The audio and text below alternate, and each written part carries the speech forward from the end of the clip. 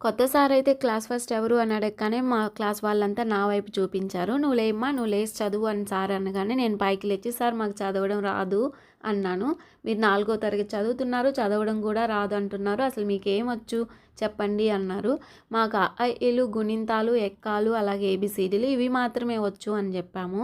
ఇందుకు కదా బయట అందరూ గవర్నమెంట్ స్కూల్ని చులకనగా చూడడం, చులకనగా మాట్లాడడం, గవర్నమెంట్ వాళ్ళు వస్తారు వెళ్ళిపోతారు, పిల్లలు మాత్రం పొట్టబొడిస్తే అక్షరం ముక్క రాకుండా తయారైపోతున్నారు అని చెప్పి ఈ మధ్య బయట అందరూ అంటూ ఉన్నారంటే ఒకరి వల్ల అందరూ అనిపించుకుంటున్నామేమో అని ఆ రోజు సార్ చాలా కోప్పడ్డారు. ఆ ఏజ్‌లో సార్ ఎవరి మీద అలా కోప్పడుతున్నారో మాకైతే అర్థం కాలేదు.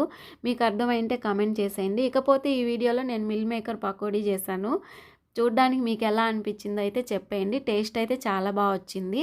ఇక నెక్స్ట్ వీడియోలో సార్ మా కోసం చదివించడానికి కొత్తగా ఏం స్టార్ట్ చేశారు, స్కూల్‌ని ఎలా చేంజ్ చేశారు చూడాలంటే కంటిన్యూషన్ ఇన్ నెక్స్ట్ వీడియో.